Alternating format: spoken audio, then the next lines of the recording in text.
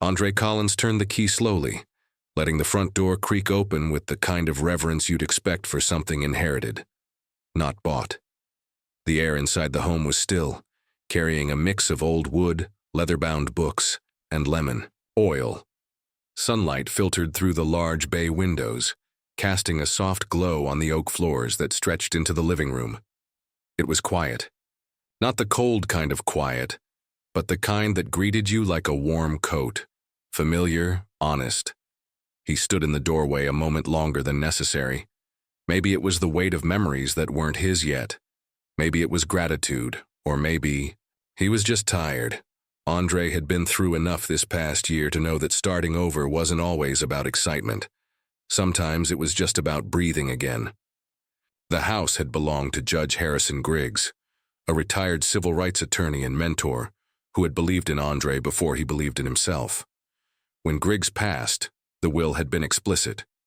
This house goes to Andre because he knows what to do with legacy. Now here he was, alone, 33, divorced, and trying not to overthink what it meant to be the only black man on a street where the flags flew straight and conversations lowered when he walked by. The neighborhood was called Pine Hollow, an old-money subdivision in Georgia that prided itself on tradition. White picket fences, garden gnomes, and women named Margaret, who drank wine at noon behind manicured hedges. Every house looked like it had a story, but only the kind they wanted told. Andre's arrival didn't come with a welcome basket. The awesome, moving truck had barely rolled to a stop when a woman from across the street marched over, arms crossed tight over a cardigan that looked like it hadn't seen a wrinkle in years. Her smile was practiced, like the kind you'd use when inspecting fruit at the store. "You new here?" she asked, eyes darting to the license plate on his car. Andre straightened. "Yes, just moved in. Andre Collins." She didn't shake his. "Dodie Karen Whitmore, Neighborhood Watch. We try to keep Pine Hollow peaceful and orderly." Andre nodded politely, already sensing the weight behind her words. "Sounds good." Karen glanced at the open truck. "Did the HOA approve your moving date? Usually we like at least a week's notice." Andre blinked. "Didn't know that. Was required, I'm just moving in. Should be done by evening." She pursed her lips. "Well, don't leave any boxes on the curb. We don't want to attract the wrong kind of attention." As she walked off, Andre stared after her.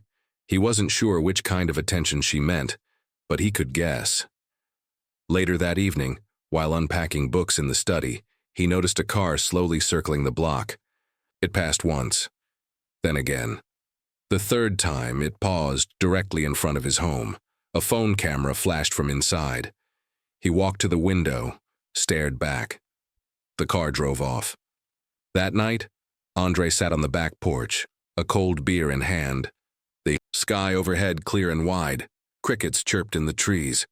Somewhere down the street a dog barked, and for the first time in a long while, he let himself exhale. But even then, something in him knew. This place wasn't ready for him. The next morning, Andre walked the street with his travel mug of coffee. Neighbors eyed him from behind hedges, some pretending to be pruning flowers that didn't need pruning. He waved once. No one waved back. The local newsletter, The Hollow Voice, arrived folded on his doorstep. The front page read, "Pine Hollow welcomes new faces. Let's keep our standards high." It wasn't hard to read between the lines. As he walked past house after house, Andre noted the sameness.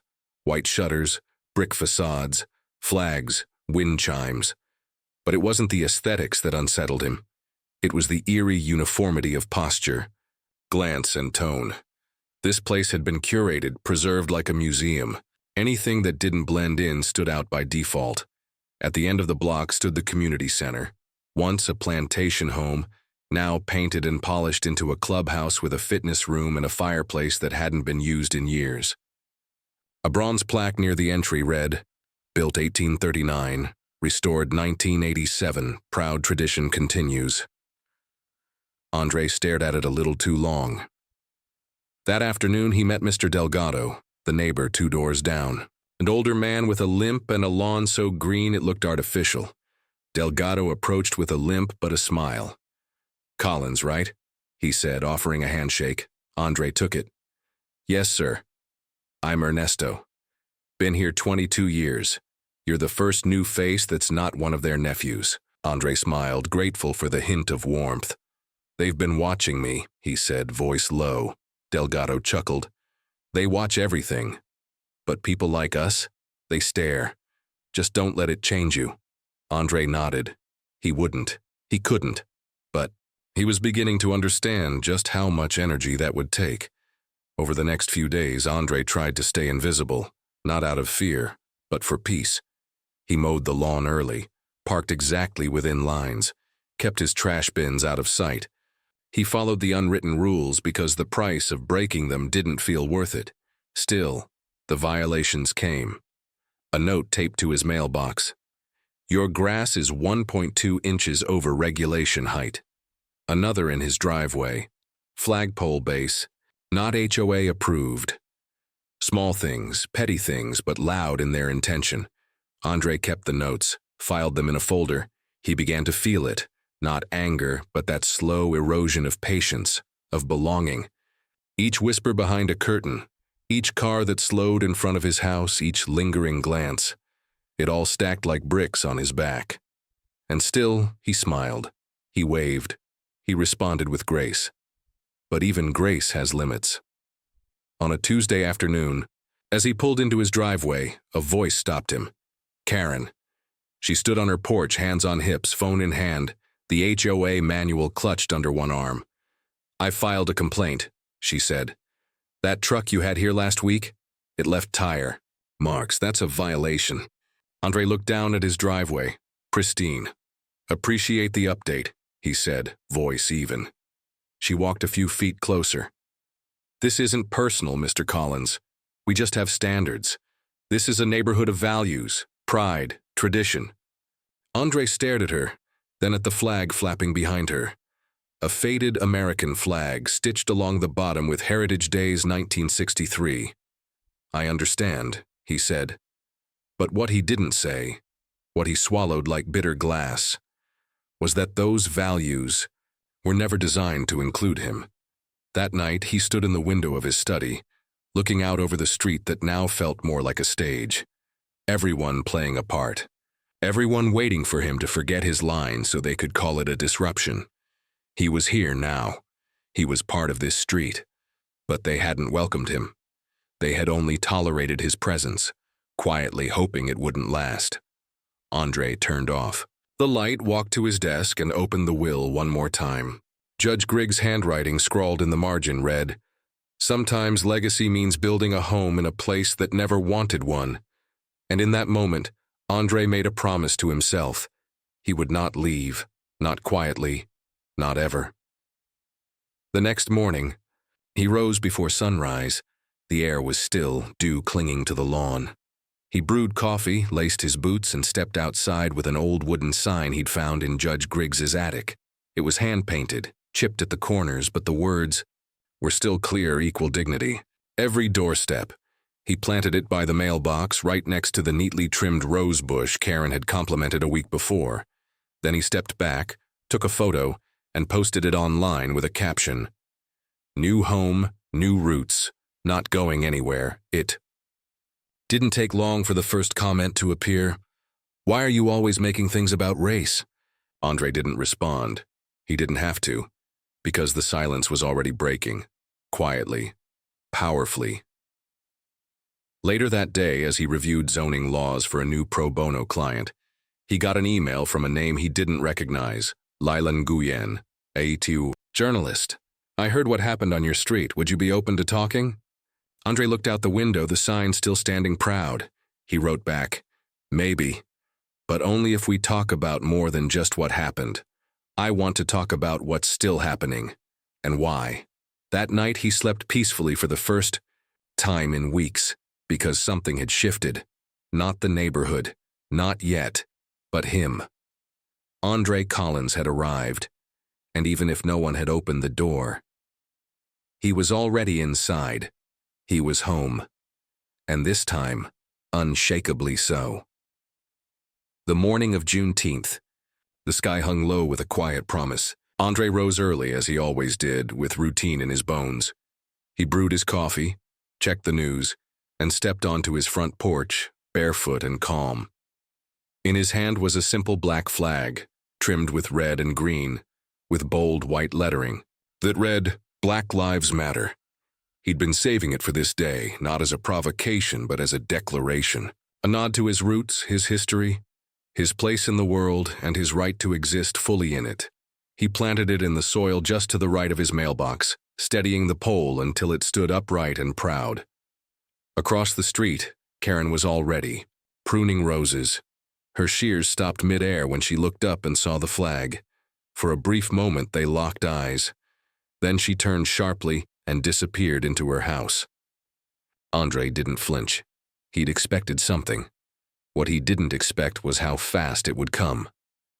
2 hours later, as he watered the rosebush below the flag, he heard fast, sharp footsteps on concrete. Karen stormed across the street, HOA binder under one arm, phone in the other. "What the hell is that?" she snapped, pointing. Andre turned, staying calm. "It's a Juneteenth flag for the holiday," she scoffed. "This isn't some protest zone. This is a family neighborhood. You can't just put up political propaganda in a residential community." "It's not political," he said. "It's personal. It's historical." Karen's voice rose. "Why don't you go back where you came from if you don't like how things are here?" The words didn't just land. They split open something old, something scarred over. Andre froze. His hand, still holding the garden hose, trembled slightly. For a heartbeat, the entire street seemed to hold its breath. A phone camera clicked. From the porch 2 houses down, a neighbor, young, maybe college-aged, was filming. Not hiding it, not pretending, just holding the phone steady with the kind of stillness that comes from seeing things like this too often. Andre let go of the hose. "I'm from Atlanta," he said finally. "Born and raised. I belong here." Karen's face turned a shade redder. "Well, we have rules, and I'll be reporting this." She turned on her heel and marched back across the street, but not before adding under her breath, "Troublemaker." Andre stood in the yard for a long time. After she left, the flag fluttered quietly behind him, and the water pooled at his feet. By nightfall, the video had spread. It started on the local community Facebook group, then made its way to Twitter, then Instagram. Within hours, the clip had over 30,000 views. Karen's words were captioned in bold font. "Go back where you came from." The comment sections were chaos. Some defended her. She just lost control. "We don't know the full story. Maybe he was intimidating." Others didn't. "This is what we mean by systemic racism. They never wanted us here." Andre didn't say anything. He turned his phone off and sat in the dark. Not because he had nothing to say, but because everything inside him was too loud to speak. The next morning, a letter from the HOA slid under his door. Notice of violation. Unauthorized flag display. Section 4, Article 9B. Exterior displays. Not pre-approved by the HOA board. A fine of $75 was listed at the bottom. Due within 10 business days. Andre read the letter twice. He folded it once, set it on the counter, and leaned back against the kitchen sink. His hands trembled again, but this time not from fear. This time from the weight of recognition. This was not about a flag. Not really. It was about being reminded, quietly, firmly, and with polite paperwork, that his existence here would always need permission. Later that day, as he walked out to retrieve the mail, a boy no older than 14 approached him. Light-skinned, nervous. He glanced over his shoulder, then handed Andre a small folded piece of notebook paper before hurrying off down the street. Inside, in crooked handwriting, the note read, "Thank you for standing your ground. I'm mixed. My dad's black. But I never say it out loud. Watching you makes me feel like I can." Andre sat down on the porch step, the paper shaking slightly in his hand. He'd wanted to be left alone, to build a life of peace and purpose. But now, peace seemed like something that would have to be earned. Later that evening, he sat at his desk and began rereading the deed to the neighborhood. Something about Karen's property line had always seemed odd. There was an asterisk next to her lot number. He followed the footnote. and what he found sent a jolt up his spine. According to the original zoning records from the 1940s, Karen's property, Lot 8B, had once been part of a black-owned tract of land purchased by a farming family after Reconstruction. The names listed were Franklin and Ida Monroe. The document showed it clearly. The land was seized in 1952 under eminent domain for a proposed community center. The center was never built. Instead, the land was quietly redistributed to white families over the next decade, sold below market value in what city council minutes described as a stabilization effort. Andre leaned back in his chair, eyes burning. He checked the property transfer logs. Karen's home had passed through 4 white families, each tied in some way to city council members or real estate brokers who'd profited from post-war suburban expansion. No mention of compensation to the Monroe family. No legal dispute ever. Just silence. And then erasure. Andre's chest ached. Not just from the discovery, but from what it meant. He'd spent years studying land use, property law, housing justice. He knew that families like the Monroes didn't just lose homes. They lost history, equity, legacy. And now, the woman who stood on that ground had told him to go back where he came from. A woman living in a house built on the bones of stolen promise. Andre closed the file. He didn't know what he'd do with it yet, but he knew one thing. Karen's house had a story, and stories, when told right, had power. That night, Andre sat in bed, laptop closed, lights off. The room was quiet, except for the distant hum of crickets and a neighbor's late-night sprinkler ticking rhythmically through the dark. But inside his head, noise. Noise from his childhood, of being the only black kid in his gifted class and hearing a teacher ask, "Are you sure you're supposed to be here?" Noise from his teenage years when police pulled him over for driving a used Lexus and made him sit on the curb while they made sure it wasn't stolen. Noise from law school when his first internship boss introduced him to a client as our diversity hire with promise. He had held it all in, kept it buried under hard work and quiet excellence. But now, here it was again. Different street. "Same message, go back." He whispered the words aloud, soft, bitter. Go back where you came from. His fists clenched in the sheets. Where was that exactly? To a city that raised him but couldn't protect him? To a lineage that carried pain and pride in equal measure? To a truth he had spent years trying to make palatable for boardrooms and dinner parties? He didn't want revenge. He wanted dignity. He wanted peace that didn't require permission. When he finally fell asleep, it was restless.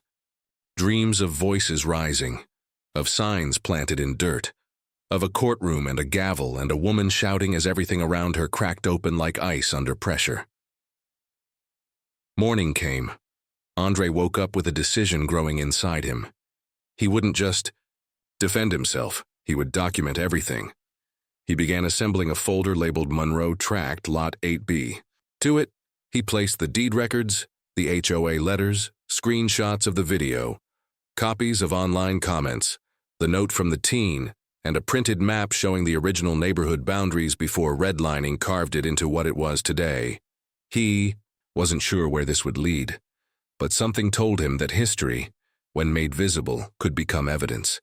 He reached out to a local archivist he'd worked with before, asking about municipal zoning laws from the 50s. He scheduled a meeting with a black-owned legal advocacy firm in the city. He even drafted an email to a journalist whose podcast on land theft he'd once admired, but never contacted. He moved with quiet, careful focus, not out of fear, but out of strategy. 2 days later, Karen walked by his house again. This time, slower. No phone, no binder. Her eyes flicked to the flag still standing in his yard. Andre was sitting on the porch, sipping tea. "Still got that up?" she said. He didn't flinch. "Still matters." Karen gave a forced smile. "Well, good luck with that." He nodded once, then looked past her. "Thanks, I don't need luck. I have facts." She narrowed her eyes but said nothing more. As she walked off, Andre let his breath settle. It had begun. Not with a shout, but with a flag in the soil and a voice that refused to bow. He stood up and looked across the street. She had tried to erase him with a sentence. Now he was answering with a story. The next week moved slowly. The video continued to circulate, making its way to news outlets, podcasts, and national threads.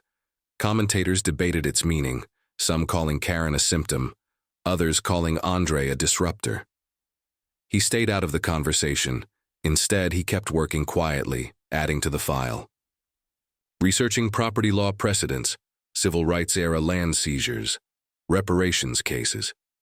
He found one that stuck, a 2001 case in North Carolina where the descendants of a black family won back land wrongfully taken in the 30s. It wasn't just possible. It had happened before. Each night he stared out his study window, not to watch for Karen, but to remind himself what resistance could look like. Stillness, focus, integrity. Evelyn, his old mentor's sister, called him after reading about the incident in the news. "Harrison would be proud of you," she said, her voice thick with emotion. "He always said the law was a scalpel, not a sword." Andre smiled. "Then it's time I learned how to cut deep and clean." The next morning, he got a certified letter. HOA sanctions were being escalated. Karen had pushed for it. A hearing would be scheduled, but Andre didn't panic. He printed every document, every map, every name. And then, for the first time since the flag had gone up, he went to the community center. He walked through the doors like a man entering sacred ground, not to apologize, but to prepare. Because he knew something now with absolute certainty.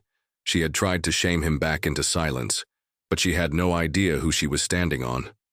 He stepped outside that evening, the air warm and quiet, and stood in front of the flag once more. This time, he didn't just see cloth and color. He saw resistance, legacy, a challenge nailed to the front lawn for all to witness. And as the sun dipped behind the roofs of Pine Hollow, Andre made one final silent vow to the soil beneath his feet, to the lives buried in its history, and to the woman who tried to pretend it wasn't all there. "I'm not going anywhere, not until every lie is pulled out by the root, because the land may forget names, but it never forgets truth." He turned and went inside, lights off, mind clear. The house embraced him like armor. He didn't need applause, just resolve, and now he had more than enough of both, and he was ready. It started with the mailbox, a dent in the side, subtle but unmistakable, the kind you couldn't blame on accident. Then the second fine came, this one for non-compliant grass edge boundaries. Andre stared at the printed letter, noting how it matched the font and format of the last. Except now, the amount owed had doubled. Each morning, the jogger passed a little slower. The neighborhood watch SUV parked longer at the corner. A figure always in the distance, a silhouette that never waved. It was a slow drip of scrutiny, not loud, but constant. The kind that didn't bruise skin, only spirit. Andre stopped sitting. On the porch, stopped watering the rosebush in the front yard. He moved quieter, shoulders tighter, voice lower, until one day even silence didn't feel safe. He began asking himself questions he thought he'd buried long ago. Was it a mistake to move here? Did he expect too much from a neighborhood with flags older than progress? Had he misunderstood the quiet as peace, when it was only tension unspoken? He felt like a trespasser on land he legally owned. One night, unable to sleep, Andre wandered into the guest room and opened the old box Judge Griggs had left him. It smelled of cedar and thyme. Inside were newspaper clippings, handwritten notes, a pocket constitution, and tucked beneath it all, a yellowing deed. It was dated 1951. The name on the property line struck him like a whisper from the past, Ida Monroe. Andre sat down, heart thudding, and traced the letters with his thumb. Ida Monroe, the same name from the zoning records, the same land that now sat beneath Karen's foundation. He hadn't made the connection until now, that the deed had been in the box all along. Judge Griggs must have known, must have hoped he'd look. He flipped the paper over. A handwritten note in the margin read, "Some things don't disappear, they just wait for the right hands." His hands trembled, and for a moment, that was enough to break him. He stood in the mirror later that night, staring, looking for something. His reflection blinked back, tired and distant. The man in the glass looked like him, but smaller, dimmed. Andre whispered, "Who do they see when they look at me? Do they see the lawyer, the homeowner, the neighbor, or just the threat?" His mind drifted back to childhood visits with his grandfather. The old man had worked 38 years in a textile mill and saved every dollar, bought land, lost it in a zoning dispute that somehow always ended up favoring the developer. Andre remembered the bitter words. They don't steal it all at once. They chip at you until you hand over the rest just to breathe easy. The next morning, Andre skipped his usual walk. Instead, he sat at the kitchen table staring at nothing. The tea went cold. The spark that had carried him this far now flickered under weight. And then the phone rang. It was Nia. Her voice was immediate sunshine, no matter the time of day. "Big bro," she said. "Don't tell me you're in hiding." Again. Andre didn't answer at first. The silence was telling enough. She sighed gently. "I saw the video and the fallout. You okay?" "I don't know," he admitted. "Feels like I'm fighting shadows. Like every step I take, the ground tilts just enough to make me stumble." "You didn't move into that neighborhood to be comfortable," Nia said. "You moved there because you believed in something. Don't let them chip away at that. They keep pushing back. Then push smarter." Andre leaned into the phone. "It's not just pushback anymore. They're escalating, watching me, fining me. I haven't even lived here 3 months. You think you're the first?" He closed his eyes. "No. You think Granddad stopped when they tried to revoke his business license? No?" "Exactly. Andre, you were built for this. We don't get to run when it gets hard. You know what Griggs left you. That wasn't a house. That was a mantle." Andre swallowed hard. "You are not alone," she added. "Even when you feel like it, you hear me? I hear you. And if you ever forget it, call me. I'll remind you every damn day." After the call, Andre sat still for a while. Not moving, not planning, just breathing. And that night, for the first time in weeks, he slept through till morning. The morning sun filtered through his blinds like gold dust. Andre stood at his study window, coffee warm in his hand, robe knotted tight. Across the street, the same SUV sat idling near the curb. A neighbor pretended to pick weeds that weren't there. But something had shifted. He wasn't shrinking anymore. Instead, he turned back to the folder marked 8B. This time he opened it not with dread, but with purpose. He laid out the documents, like puzzle pieces. The deed, the city maps, Judge Griggs's note. He highlighted dates, underlined discrepancies, tagged references. He mapped the transfer of land from the Monroe family to the city, then to private hands, then finally to the title Karen now held with such unearned pride. And then he noticed something new. Tucked in the original paperwork from Griggs was a memo. A legal draft, unsigned and unfinished, but unmistakably powerful. It outlined a potential case for reparative land claims under state statute, citing racial discrimination and historical redlining. Griggs had started something, and maybe he'd left it for Andre to finish. Andre called the city records office, booked an appointment with a legal historian he once met at a conference. He reached out to the young neighbor who had filmed the video and asked if they'd be willing to testify if needed. The teen replied, "Absolutely. It wasn't about revenge anymore. It was about visibility, correction, truth." Andre looked in the mirror again that night. This time, the man staring back didn't look dimmed. He looked ready. The days that followed were deliberate. Andre spoke little but listened more. He walked the neighborhood not to escape but to observe. He noticed how Karen's porch light stayed on through the night now, how a few more neighbors started waving again, half-hearted, unsure, and then came the envelope, another fine. This time, unauthorized lawn ornament. The flag again. He held the paper in his hand, walked to the front yard, and looked at the flag, fraying slightly, sun-bleached, but still upright. He took a deep breath. Then, he walked back inside and pulled out his laptop. He opened a new folder. Counterclaim prep. He began drafting, not a lawsuit, not yet, but a record, a mirror. Every citation, every file, every time-stamped video, every phone call logged. He started compiling the history of the land itself, clippings, from when it was a black-owned farm, court records showing it had been reallocated under suspicious circumstances, the council vote that had redefined property lines just weeks before the sale. It was all there. It always had been. All it needed was someone to put it in order.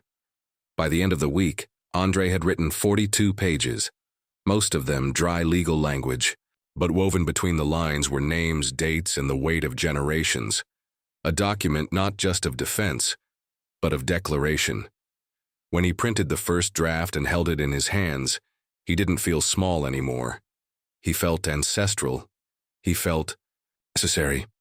One evening, just as the sun dipped behind the rooftops of Pine Hollow, Andre stood barefoot in the backyard. The grass felt warm against his feet, and for a moment the world was still. Then he heard her voice, Karen, from the other side of the fence. "You still think you belong here?" she called out. Not loud enough to wake the neighbors, but sharp. Enough to reach him. Andre didn't respond. Not immediately. He let the silence stretch between them, then, calmly, he said, "I never stopped belonging. You just never started accepting." A pause. Then footsteps, retreating. He didn't feel victorious. He felt clear. Later that night, he emailed the legal team he'd quietly contacted through a nonprofit. Attached the draft. Included the deed. Explained the history. Signed his name. It wasn't a lawsuit. Not yet, but it was coming. He sat in the study afterward, flipping through an old photo album Judge Griggs had left him. Inside were black and white photos, marches, courtrooms, dinner tables filled with laughter and tired eyes. One picture caught his breath. Ida Monroe, standing in front of her farmhouse, chin raised, child on her hip, fire in her eyes. He placed the photo on his desk, then added a note under it. "She stood here before me. I stand here because of her." Andre knew isolation wasn't always a sign of defeat. Sometimes it was the stillness before the thunder. The next morning, Andre dressed differently, not to impress. To declare, a crisp white shirt, a blue tie, slacks pressed. He wasn't going to court yet, but he wanted to feel like someone who could. At noon, he walked into the HOA office. A man in a cardigan with a clipboard looked up. "I'm here to appeal a citation," Andre said. "And to file a complaint." The man blinked. "You'll need to schedule." "It's already scheduled," Andre interrupted, pulling out the stamped letter from the envelope. "I'm exercising my right to respond, as outlined in Section E, through Article 12. The man didn't reply, just nodded. Andre sat in the waiting area, alone, back straight, heart steady. He had spent weeks questioning himself. Now, he questioned systems. Later that day, he returned home to find a new envelope taped to his door. No fine this time. Just a note. "You may not feel welcome, but some of us see what you're doing. Keep going." No name, but no threats either. He went inside and placed the note beside the photo of Ida Monroe. Then he wrote a single sentence in his journal. "They can't isolate what they didn't create." That evening, Andre walked the block again. Not fast, not hiding. Neighbors looked up. Some nodded. Some didn't. He kept walking anyway, and as the sky turned golden behind the houses of Pine Hollow, he whispered the answer to his own question. Who do they see when they look at me? They see someone who's not leaving. The wind picked up as he reached the corner, soft, warm, carrying the scent of jasmine from Mrs. Delgado's garden. Andre paused, let it fill his lungs. For the first time in weeks, it didn't feel like the air was pressing him down. He took one more look back at his house. The flag still stood, not as a protest, but as proof. Proof that no one was going to quietly pack up and disappear anymore. That existence, in all its complexity and pride, wasn't something that required permission. When he walked back up the steps, his phone buzzed. It was an email from a civil rights coalition. They had read his submission. They wanted to talk. Andre didn't smile. He exhaled, deep, long, grounded. Because he knew now that isolation wasn't a wall. It was a cocoon. And he was finally beginning to emerge. He opened his laptop and clicked. The folder titled Monroe Legacy Claim. Then, with hands steady and voice quiet, he pressed record. This is Andre Collins. I'm documenting the events surrounding my residence at 143 Pine Hollow Drive, the land that once belonged to Ida Monroe. I am here by right, by inheritance, by truth. He paused, looked into the camera, and finished. And this time, we will not be erased. Outside, the wind settled. The sun dipped below the rooftops, leaving a soft amber glow over the pavement. Andre closed the curtains and let the quiet hold him, not as an enemy, but as an ally. He had walked through doubt, through silence, through the small wounds of daily prejudice. And now, he stood ready for what came next. And he was ready. Andre was reviewing property claim forms in his study when he heard a knock at the door. Not sharp or impatient, but firm. He opened it to find Mr. Delgado, standing with a manila envelope tucked under his arm. I brought something, the old man said. Andre stepped aside. Come in. They sat across from each other at the dining table, steam rising from mugs of chamomile tea. Delgado opened the envelope and slid several faded documents across the wood grain. My father was almost pushed out in '74, he began. Same neighborhood, different decade. Said a man with a tie and a clipboard showed up one day talking about redevelopment. We held our ground, but just barely. Andre studied. The yellowed pages, a zoning map, a letter from a city attorney, a receipt for a payment his father never agreed to. You kept all this? Delgado nodded. Some truths you save, just in case someone comes along who's brave enough to use them. He tapped the table once. That's you. Andre swallowed. The lump in his throat. Thank you. Delgado leaned back, eyes scanning the walls. They tried to break us in the shadows. You're forcing them into the light. Andre scanned one particular page. A boundary line adjustment. It matched the file he had. This helps more than you know. Delgado reached into his coat pocket, pulled out a pen, and signed a small sheet. That's a sworn statement. You'll need it when this goes public. Andre placed the signed deposition gently in his folder labeled Monroe Legacy Claim. The next morning, the quiet of Pine Hollow was broken by the sound of voices, not angry, but determined. Andre opened his curtains to see a dozen people, gathered outside the HOA building, holding handmade signs. At the center, Nia stood with a megaphone, her curls bouncing as she spoke. They can fine us, threaten us, try to erase us, but we are still here. This land has stories they tried to bury. Today we unearthed them. A news van pulled up. Cameras started rolling. Karen stormed out of the building, lips tight, phone in hand. She shoved her way through the crowd, pointing at Nia. You're trespassing. You people can't just show up and… Nia didn't flinch. We have every right to protest injustice. Karen turned toward the reporter. They're trying to take everything from us. The camera caught it all, her flushed face, the tight grip on her phone, the words that echoed centuries of entitlement. By afternoon, the clip was viral. Andre watched it play out on his screen, equal parts grateful and cautious. His inbox filled with messages, some hateful, others hopeful. He ignored the threats, focused on the fuel. He reached out to a local black-owned law firm, Wilson & Drew, and set a meeting. The partners listened as he laid out his research, the deposition, the footage, the letters, and the deed. When he was done, silence lingered. Then one of the partners said, "This isn't just a claim. This is a case." Andre nodded. "Then let's file." They began quietly, methodically, starting with a quiet title claim against Karen's property. It was filed under historical land misappropriation, citing decades-old redlining maps and the Monroe deed. Andre didn't tell the neighborhood. He didn't need to. The legal wheels turned slowly but firmly. In the meantime, the community began to shift. A neighbor who had once crossed the street to avoid Andre now walked up with a nervous smile and said, "I didn't know, I'm sorry." Another, a high school teacher, asked if Andre could speak to her history class about land justice.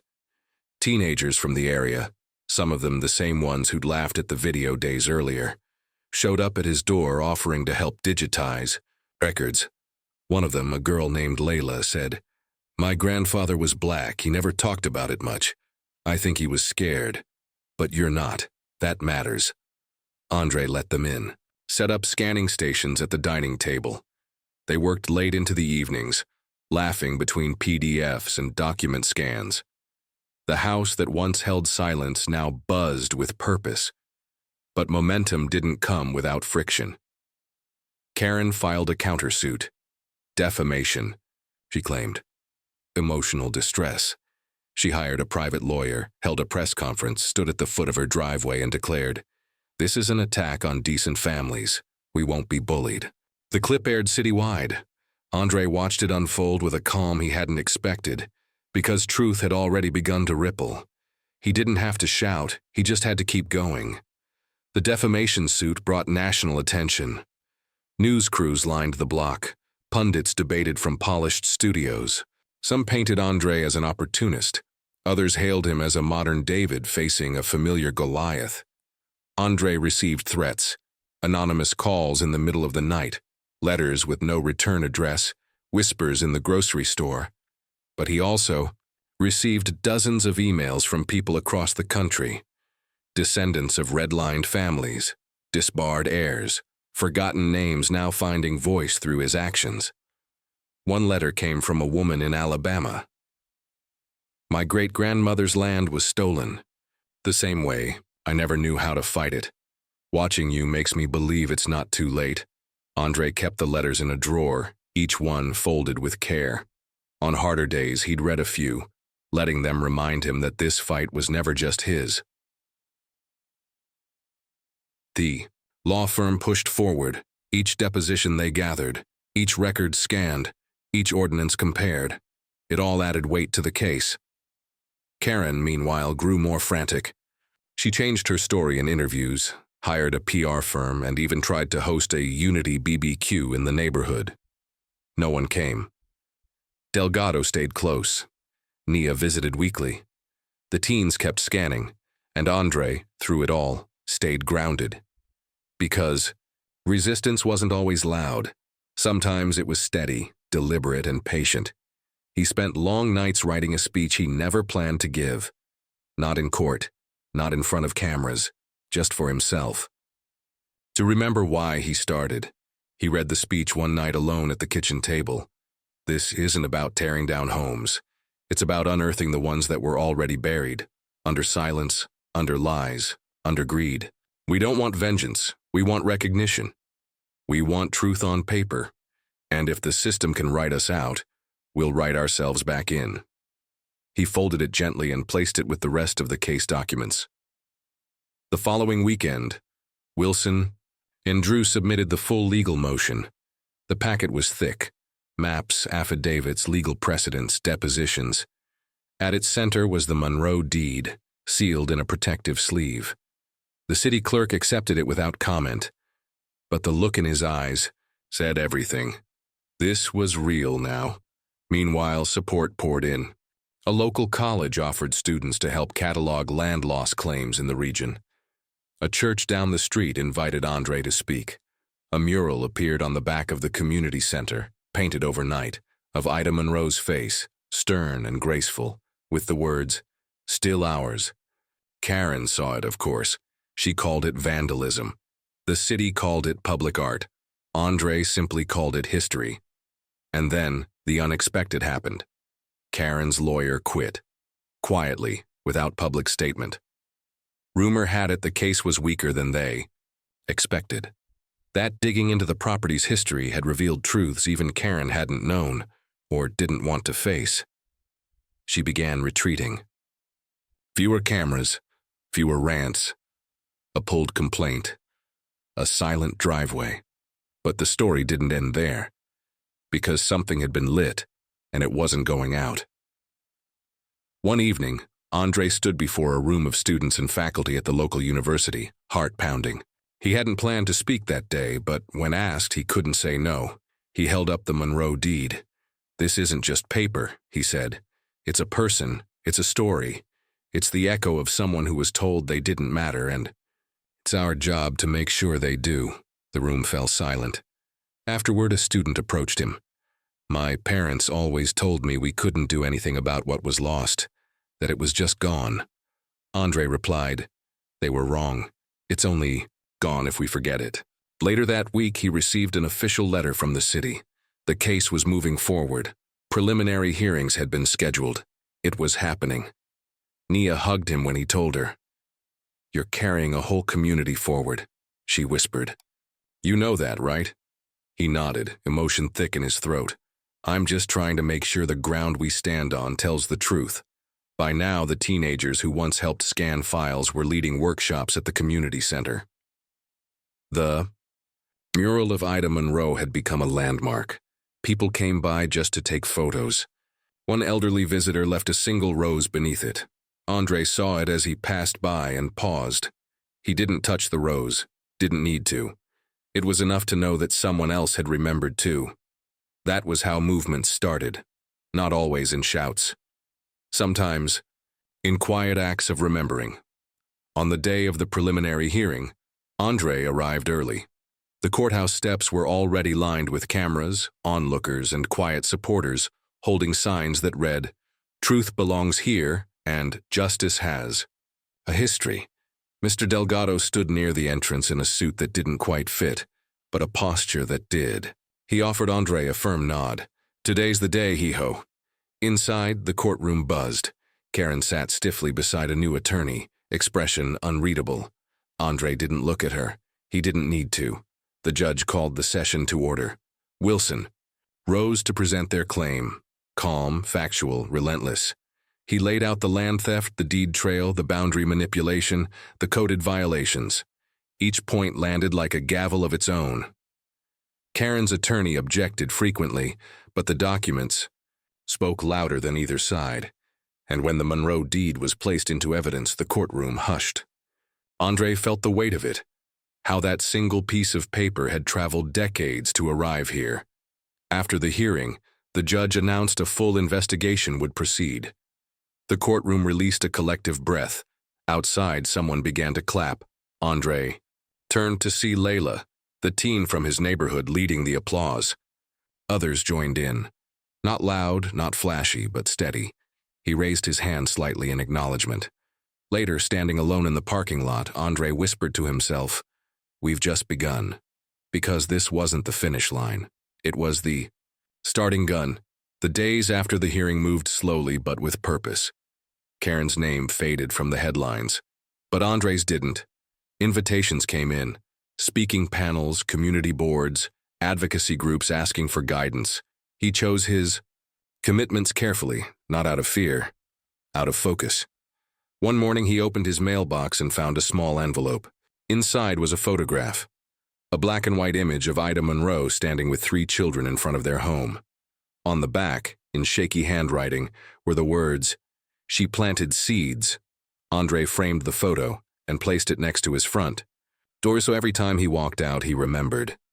At the community center, they started a digital archive of lost black neighborhoods. Teens from across the city contributed, scanning records, collecting oral histories, even mapping stolen land using drones and public data. It became more than Andre ever imagined. It became a movement, one built not on anger alone, but on memory, truth, and vision.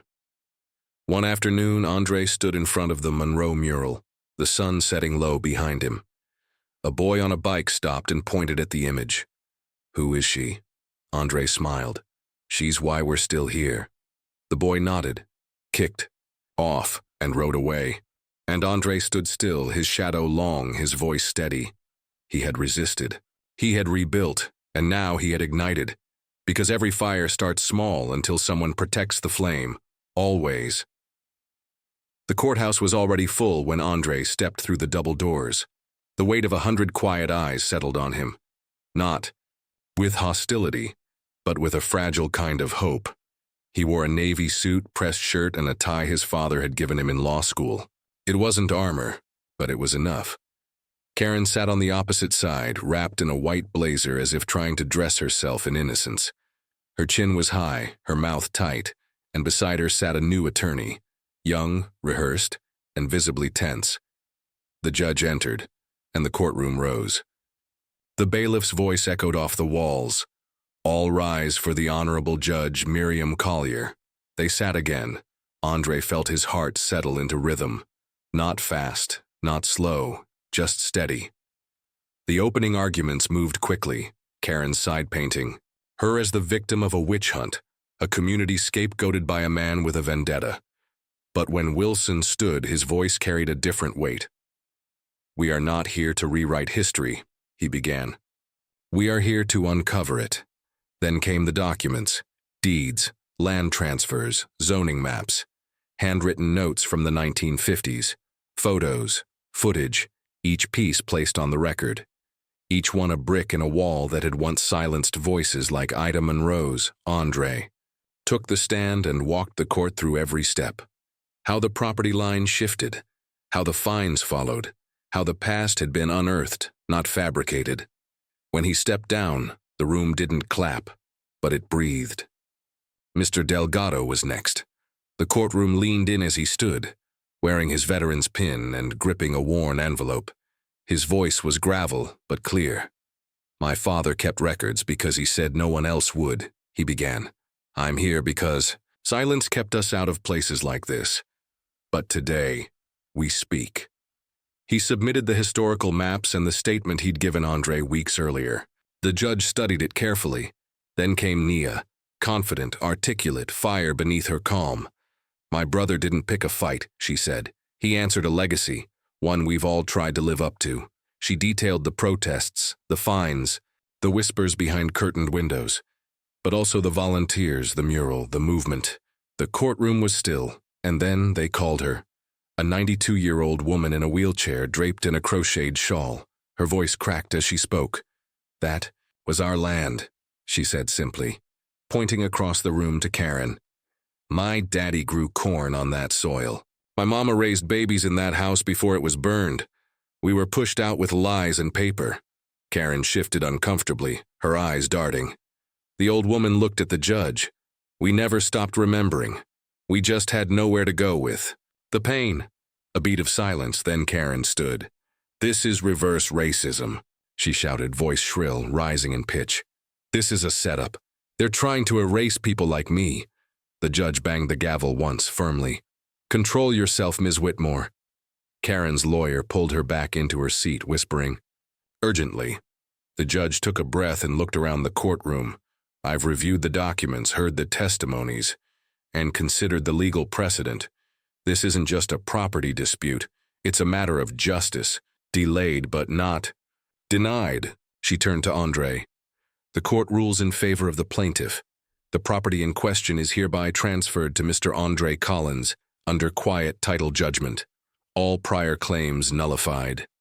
A collective gasp, then silence. Karen crumpled into her seat, hand over her mouth. Andre didn't move, didn't flinch. He nodded once. Justice, after all, wasn't loud. It was lasting. Outside, cameras waited. Reporters shouted questions, lights blinking like fireworks. Andre walked past them all at each side. Home, he placed the judge's ruling beside the framed Monroe deed, then lit a small candle beneath them. Not for celebration, for remembrance. That night the teens gathered in his living room. Layla, Jamal, Victor. They brought cupcakes and plastic trophies. "We thought you might want to see what victory looks like," Layla teased. Andre smiled but shook his head. This wasn't a victory, it was a correction. Mr. Delgado dropped by with 2 cigars, one lit, one not. "I ain't smoked one since '87, he said. "But tonight I make an exception." They sat outside. The moon hung high, soft and silver. Delgado exhaled slow. "Feels like the street finally exhaled with you." Andre watched the wind ripple through the flag in his yard. It no longer looked like a protest. It looked like a monument. He stood and looked across the street. Karen's house, now legally his, sat quiet, lights off. But he had no plans to move in.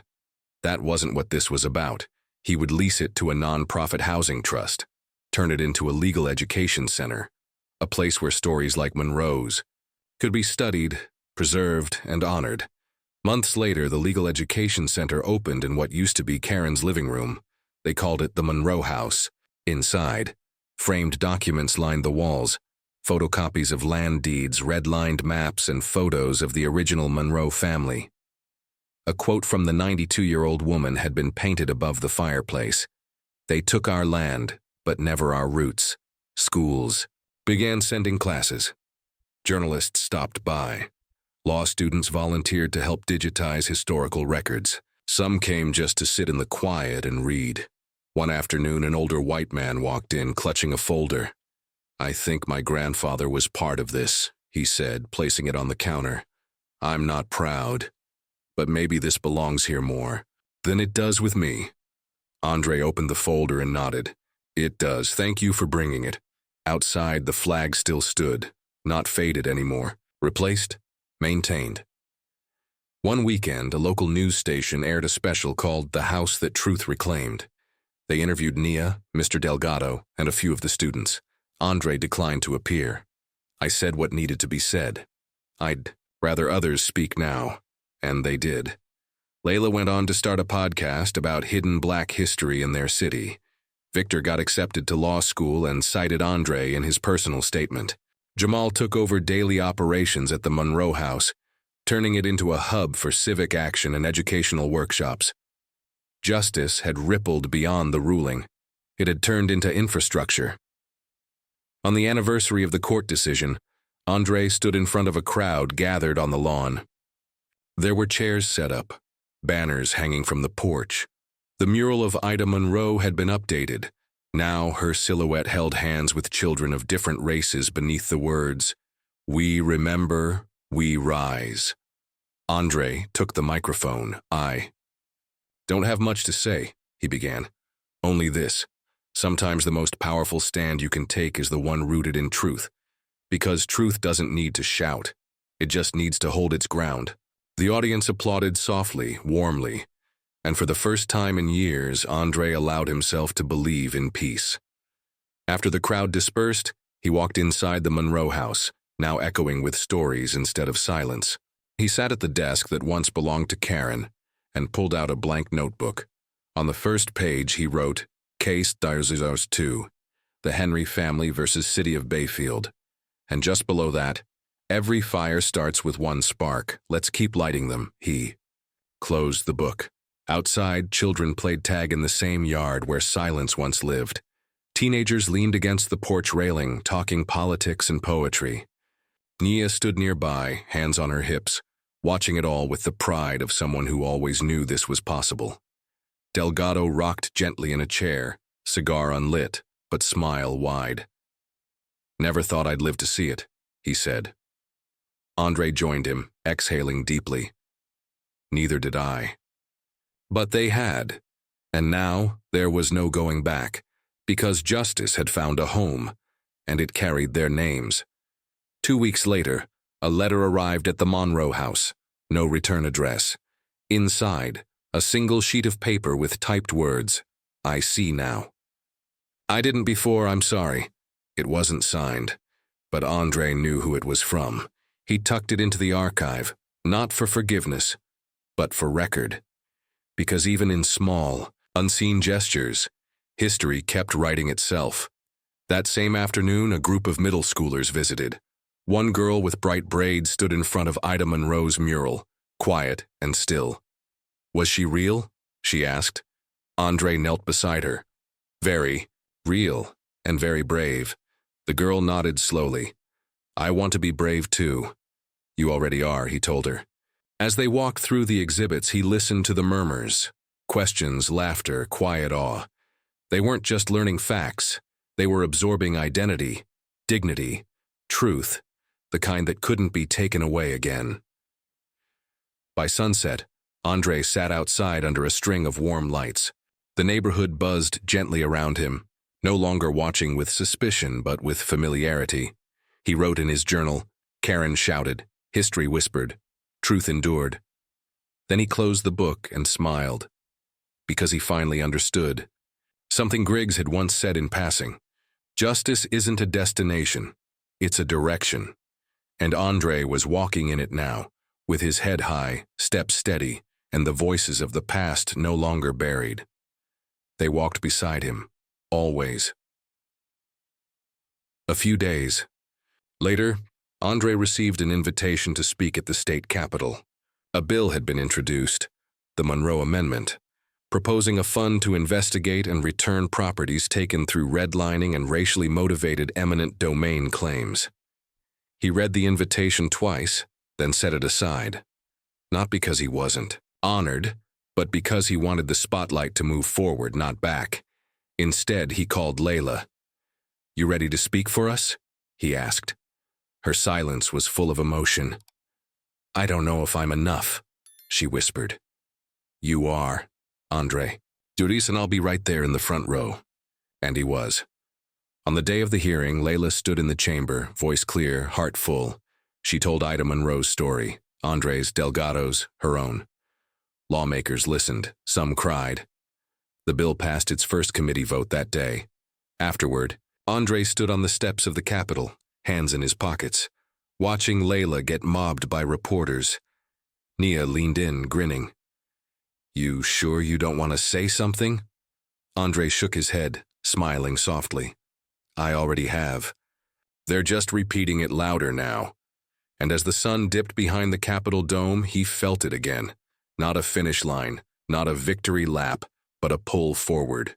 Toward the next story, the next case, the next name waiting to be reclaimed. Because this wasn't the end, it never was. Justice had found its rhythm. And Andre, he was the beat that started it. Back at the Monroe house that evening, Andre lit one last candle and placed it on the windowsill. Its flame flickered gently, reflected in the glass. Below it, he placed a single card that read, "This house belongs to the future." He stepped back, took it all in, and whispered to himself, "We were never lost. We were just waiting to be seen. Always forward."